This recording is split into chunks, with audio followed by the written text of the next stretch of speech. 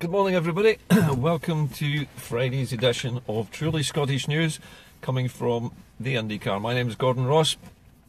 This week's news, well, it's been a very busy week this week, and a lot of remarkable things have happened in the last 5 or 6 days.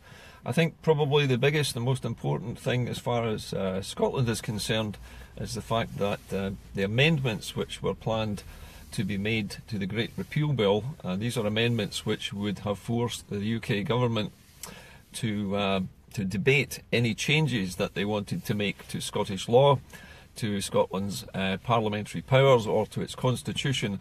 All of those things, if the amendment had been voted for, would have been protected, and it would have meant that the Tories could not have grabbed power from Scotland as a part of the repeal bill.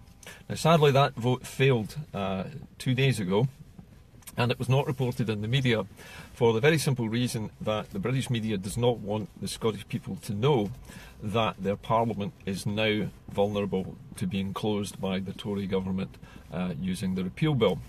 And also the fact that the so-called Henry VIII powers, this ability to change laws or to remove powers at the word or the whim of a single minister in the Tory government, the fact that they can now actually use these Henry VIII powers and the Great Repeal Bill means that the Scottish institutions, in other words, our government, our parliament, and all of the infrastructure that's been built up in Scotland in the last 10 years, all the things that have produced so many good things for us, including our NHS, our protected education budget, our protected NHS budget, our free bridge tolls, our free medicines, our free elderly care, and our free childcare, all of those things which were being protected and being provided by the Scottish Government will be at risk as soon as Brexit takes place, and even possibly beforehand.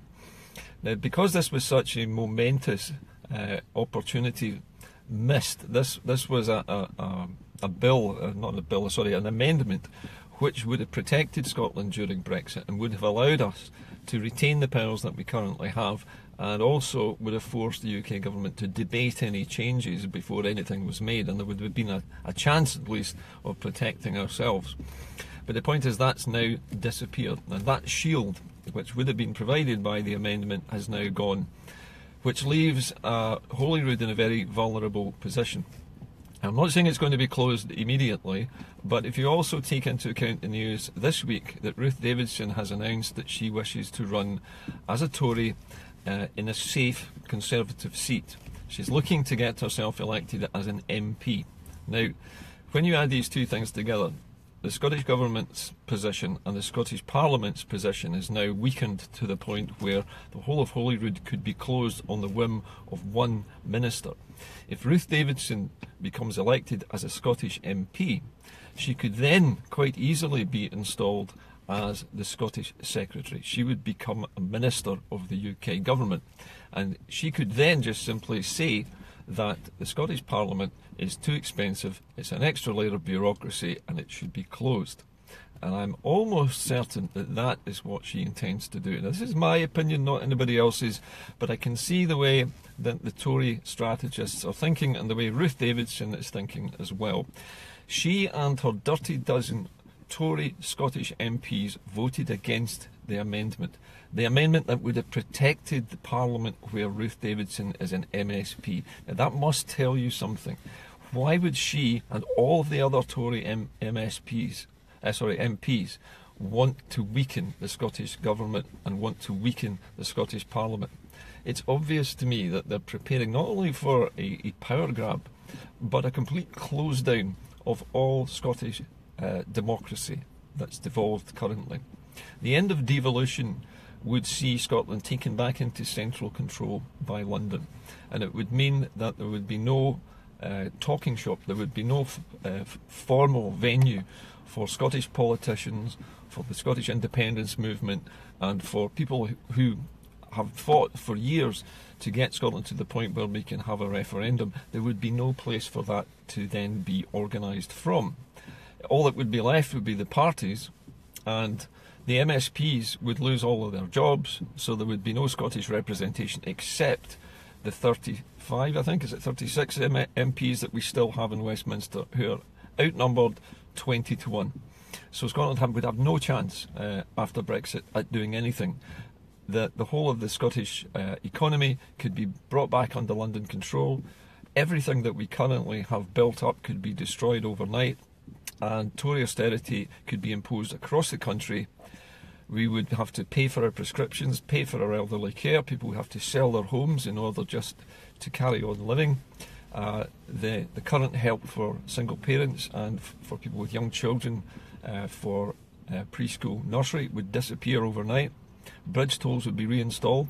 Fracking would start almost immediately because that ban would be effectively abolished. Everything that we built up over the last 10 years would be destroyed overnight. So, although I'm painting a grim picture here, what I'm trying to do is to present to you what this news means.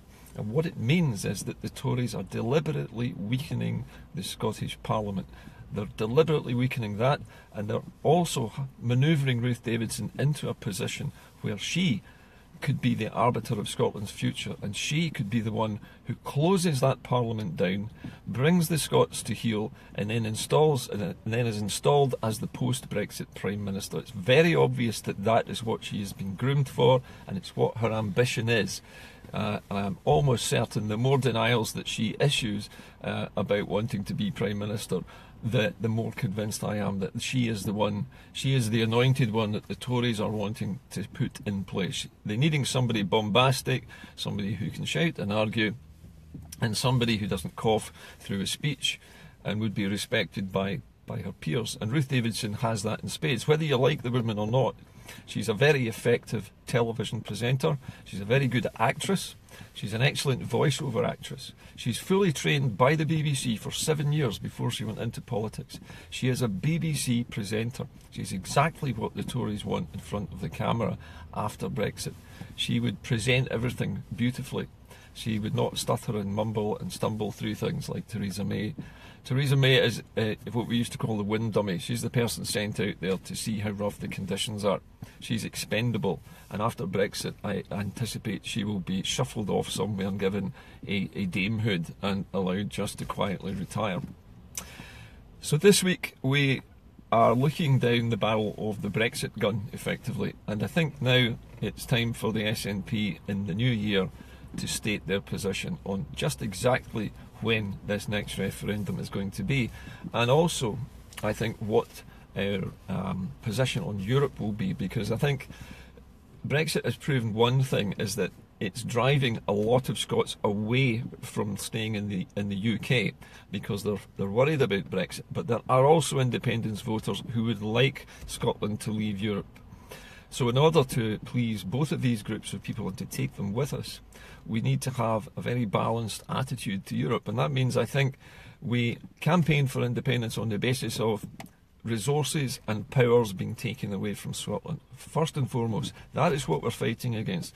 We want to keep control of our country, and we want to bring our resources, our natural resources, back into our own ownership, so that all the money, the billions of pounds which are currently being sucked out of Scotland's oil deposits at the moment and secretly pumped into Whitehall and into the pockets of the various oil companies, if we can stop that happening and bring that wealth back to Scotland and bring back the revenues from our whisky into Scotland, those are the things that we're fighting this on. We're also fighting for the jobs of young people. We're fighting for their future. We're fighting for an expanding and burgeoning new set of industries in Scotland, which cannot happen under the Tories, because Brexit will destroy them. Brexit is a poisonous canker that needs to be cut out of the Scottish economy. What else? Well as fighting on these fronts and trying to protect Scotland's industries, trying to get its resources back and to provide jobs for young people, we also have to decide what our approach to Europe should be. And I think the best way to do that is to promise 2 referendums. A referendum on independence first, so that we can become a country and decide for ourselves after that how we wish to trade with Europe and how to relate to Europe. And that can be done with a second referendum later on. And it would be done with the full knowledge and a full research of the entire Scottish people, who would have a chance to talk and debate and work out what the basic choices might be for Scotland after independence. How should we trade with Europe after we're independent? Will it be better for us to actually come out of Europe to begin with and then negotiate a new deal so that we can also carry on trade with England, which of course is going to be out of the EU anyway? And if we don't want to have a hard border as they do in Ireland, then we need to be able to negotiate that.